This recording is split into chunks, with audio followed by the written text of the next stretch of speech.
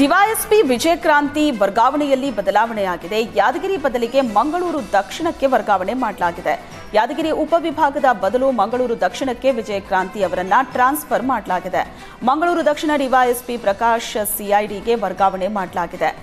ತಮ್ಮರಾಯ ಪಾಟೀಲ್ ಕಲಬುರಗಿ ಆಳಂದ ಉಪವಿಭಾಗ ಡಿವೈಎಸ್ಪಿಯಾಗಿ ವರ್ಗಾಯಿಸಲಾಗಿದೆ. ಯಾದಗಿರಿ ಉಪವಿಭಾಗ ಡಿವೈಎಸ್ಪಿ ವಿಜಯಕ್ರಾಂತಿ ವರ್ಗಾವಣೆ ವಿವಾದ. ವಿಜಯಕ್ರಾಂತಿ ಯಾದಗಿರಿ ಉಪವಿಭಾಗಕ್ಕೆ ವರ್ಗಾವಣೆ ರದ್ದು ಮಾಡಿದ ರಾಜ್ಯ ಸರ್ಕಾರ.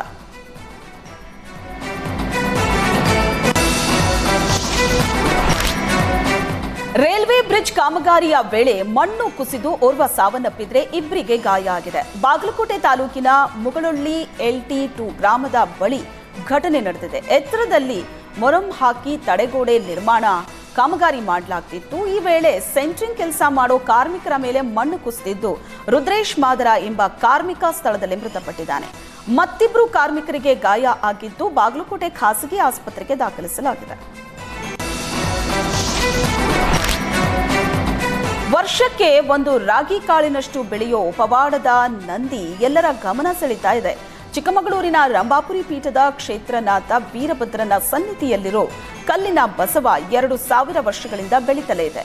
ಚೋಳರ ಕಾಲದ ಈ ದೇವಸ್ಥಾನದಲ್ಲಿ ಪೀಠದ 2ನೇ ಗುರುಗಳಾದ ಭೂಗರ್ಭ ಸಂಜಾತ ರುದ್ರಮುನಿ ಶಿವಾಚಾರ್ಯ ಸ್ವಾಮೀಜಿಯವರು ಬರೆದ ಬಸವನಿದು. ವಿಭೂತಿಯಲ್ಲಿ ಬರೆದ ಬಸವ ಹೀಗೆ ಬೆಳೀತಾ ಇರೋದ್ರಿಂದ ಭಕ್ತ ಸಮೂಹ ಇದೆಲ್ಲ ದೇವರ ಮಹಿಮೆ ಅಂತಿದೆ. ಜೊತೆಗೆ ಈ ಬಸವನಿಗೆ ಅಗಾಧ ಶಕ್ತಿಯೂ ಇದೆಯಂತೆ. ಭಕ್ತರು ಯಾವುದೇ ಹರಕೆ ಕಟ್ಟಿಕೊಂಡ್ರೂ ಈ ಬಸವ ಈಡೇರಿಸ್ತಾನಂತೆ.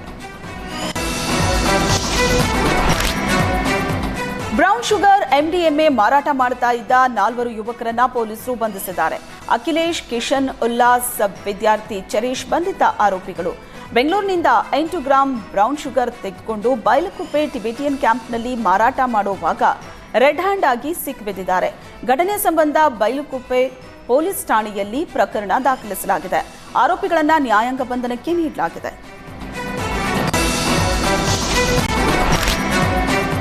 ರಾಜ್ಯದಲ್ಲಿ ದಿನೇ ದಿನೇ ಹೃದಯಾಘಾತಕ್ಕೆ ಬಲಿಯಾಗ್ತಾ ಇರೋರ ಸಂಖ್ಯೆ ಹೆಚ್ಚಾಗ್ತಾ ಇದೆ. ಕೊಪ್ಪಳದ ಗಂಗಾವತಿ ನಗರದಲ್ಲಿ 24 ವರ್ಷದ ಯುವಕ ಅಬ್ದುಲ್ ಹಾರ್ಟ್ ಅಟ್ಯಾಕ್ಗೆ ಬಲಿಯಾಗಿದ್ದಾನೆ. ಕೂಲಿ ಕೆಲಸ ಮಾಡುತ್ತಿದ್ದ ಅಬ್ದುಲ್ಗೆ ಏಕಾಏಕಿ ಎದೆನೋವು ಕಾಣಿಸಿಕೊಂಡಿದ್ದು ತಕ್ಷಣ ಖಾಸಗಿ ಆಸ್ಪತ್ರೆಗೆ ದಾಖಲಿಸಲಾಗಿತ್ತು. ಚಿಕಿತ್ಸೆ ಫಲಿಸದೆ ಯುವಕ ಅಬ್ದುಲ್ ಮೃತಪಟ್ಟಿದ್ದಾನೆ.